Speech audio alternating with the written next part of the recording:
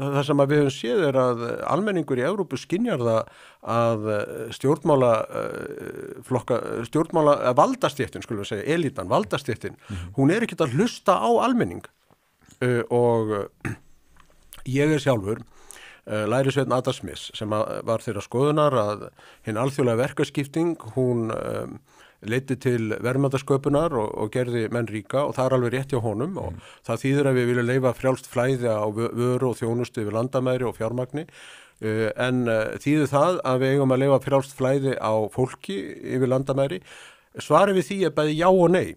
Já, ef það fólk sem að gera gagn og lagast vel að aðstæðum í okkar löndum og þetta sjáum við þetta gerast í Evrópu allan tíman. Það fólk að fara frá Íslandi til Danmörkur að vinna, frá Pólandi til Íslands, frá Rúmeníu til Bretlands og svo frá Noregi til Svíþjóðar og svo framvegis. Ekkert vandamál. Það finnur vinnu, sumir eru í ævintýraleit, aðrir að bæta lífskjör sín og svo framvegis. Þetta ekkert vandamál. Vandamálið þegar að innflytjendur koma til okkar landa sem ekki reiðubúnir til að semja sig í að minnsta kosti einhverju lágmarki að siðum landsins sem eru að koma til.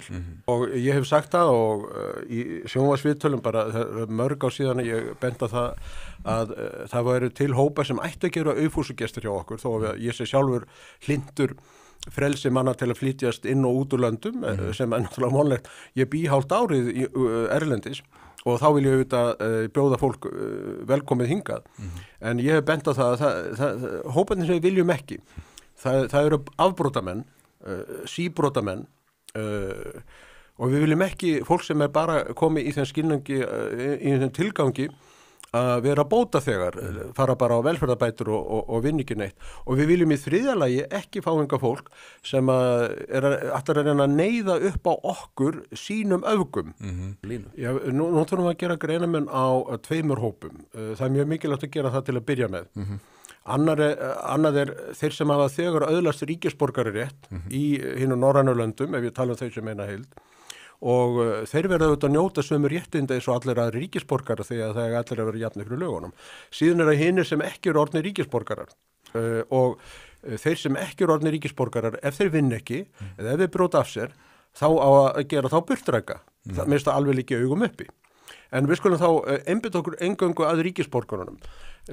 Þeir af ríkisborgarunum sem ekki vilja vinna, það alltaf erfitt fyrir okkur að neita þeim sömu réttinda og aðrir hafa, en við eigum auðvitað að sjáum það að gera það kröfu til fólks að það vinni, sé ekki bara atvinnuleysisbótum og samar að segja afbrot, að ég held að sömu afbrot séu það alvarleg og raunar að tíðkast að bæði í Þýskalandi og Bretlandi að fólk sem að brýtur af sér þannig, það svipt ríkisborgararétti. Til dæmis fólk sem hefur farið til Sýrlands og barist í ISIS samtökunum, það svipt ríkisborgararétti, það fær ekki að koma aftur til dæmis Bretlands og Þýskalands og þetta tel ég vera mjög eðlilegt. En ég nú með eina tillögu fólk sem með ríkisborgara og við getum ekki vísað úr landi vegna þess að við gert eitthvað af sér, aðalatriði það hefur ekkert gert kannski og það getum ekki bara borgað í fyrir að fara aftur til þeirra landa sem það kemur frá. Þannig að við leysum vandamálið með verði en ekki sverði. Þeir sem eru komnir hingað sem hælisleitendur eða? Nei, ekki hælisleitendur því að þeir eru ekki ríkisborgarar. Ég vil segja að það ekkert vandamál fyrir okkur. Við höfum frjálsar hendur gagnvart þeim sem eru ekki ríkisborgarar. En myndur vilja að við færum að skipuleggja einhvern svona brottflutning á ríkisborgarum? Við þurfum aðeins að staldra við. Við þurfum að gera greinamun á þeim sem ekki eru ríkisborgarar og við erum ekki bundnir, við erum ekki skuldbundir þeim. Og hins vegar hinum sem eru ríkisborgarar og verða, að því við búum í réttaríki, að njóta sömu réttinda og aðri ríkisborgarar og við getum ekki komið fram við þá hvernig sem er. Nei. En verður að tala um að bjóða þeim eitthvað fyrir að flytja?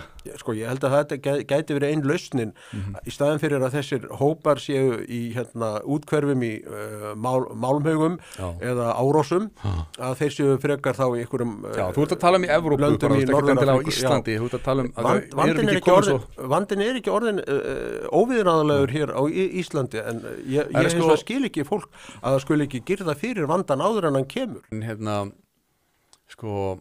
eins og þú nefndir áðan að fara að skipuleggja einhvers konar brottflutninga úr Evrópu, það raunhæfur möguleiki að það fari eitthvað svona að vera að snúa fólki tilbaka sem að hafa gerst ríkisborgarar? Það getur náttúrulega verið alltaf erfitt, en ég nú hugsa sko, ef þú, það eru til tvær leiðir til þess að leysa ágreining. Önnur svo að berjast og hinn svo að bjóða fram borgun. Og í staðin fyrir að berjast, þá getur verið skynsamlegt að bjóða fram borgun til þess að þú hýpir því burt. Heldur að það gæti gerst? Ég ekkert viss það, en mér finnst það mætti nú alveg láta það reyna. Við getum að minnst okkur ekki þola það að fólk sé að bjóða byrgin og ögra og brjóta allar reglur okkar. En hvað er að gera annað? Hvað er að gera annað? Viltu bara setja þetta fólk í fangilsi, í fangabúður, í Grímsey?